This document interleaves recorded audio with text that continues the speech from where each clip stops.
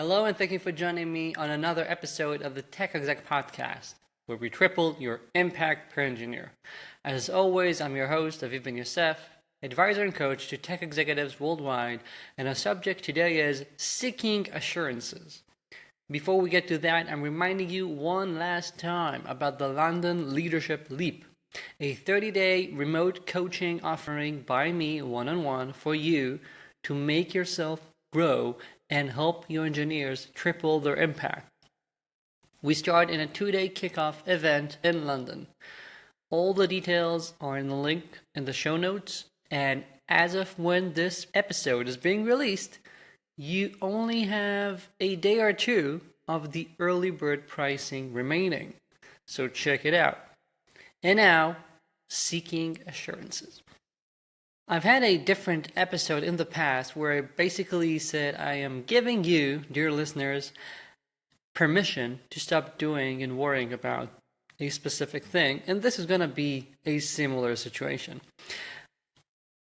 I know how in too many planning sessions, whenever you're trying to make your team do something that's more initiative, bigger, riskier, we try and seek out assurances. We want to have some security about the fact that we can achieve what we're trying to do, about the fact that everyone is going to be involved, people will do their best, people will communicate, nothing will fall between the cracks, etc., etc. And that is a healthy thing to do.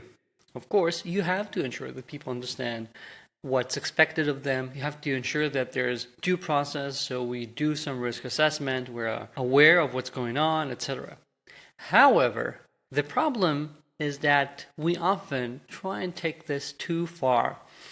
Maybe it's because you are insecure, maybe it's because you tend to be more risk averse. Perhaps you have a boss that you think will not tolerate any failures. Whatever it is, the bottom line is, unless you're trying to develop as if you're working in NASA, you're not going to have 100% security, right? We're not aiming for that standard, for that level of security.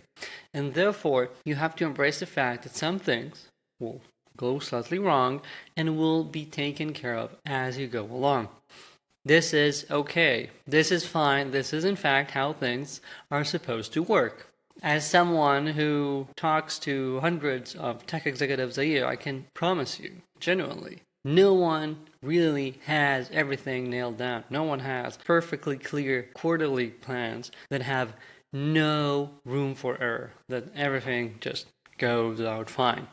In fact, I usually say that if your team puts out sprint after sprint, quarter after quarter, 100% of what it has said it would be doing, then your team is not performing well. It is likely adding too many buffers, not doing anything innovative. I don't know any genuinely innovative growing team where they have no mistakes, no errors ever. That's not the case. Therefore, I want to urge you to stop seeking assurances. Embrace the fact that we are all human. To err is human. We're going to have some mistakes and we're going to correct them. We're going to have to keep our eye on the ball, ensure that we notice where things are going and change course as needed. Yes, that means that you cannot just disconnect and go off to the Bahamas for a quarter and expect everything to be fine. You and your leadership team have to be there. You have to ensure that things are going in the right direction. You have to sometimes remind people of the bigger picture, ensure that they're not getting bogged down in details that don't really matter, to spot where people have become prey for sunk cost fallacy and are investing more and more in a problem or in a solution that doesn't really matter anymore, and that sort of stuff.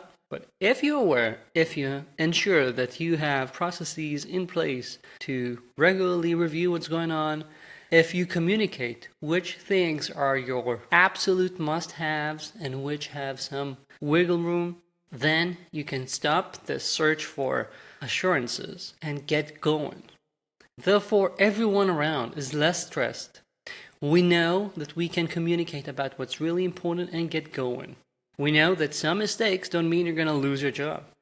We know that we can take some risks if they are calculated risks. And only with all of these together can we actually start moving with momentum, as opposed to stopping dead in our tracks every time we hit an obstacle. That is how you create teams that move the needle rapidly, triple impact per engineer, and create engineering teams that you're gonna look back on and think that was an amazing team for the rest of your career. Because as I always say, life is too short to lead an average team. And that's it for this week. Again, if I just made you want to really invest in yourself and your team and ensure that you're not wasting your life leading an average team, check out the London Leadership Leap. Only a day or two, so be quick. And other than that, if you haven't yet, do subscribe to my newsletter. It's the best newsletter online for tech executives. The link is in the show notes as well. Thank you, and talk soon.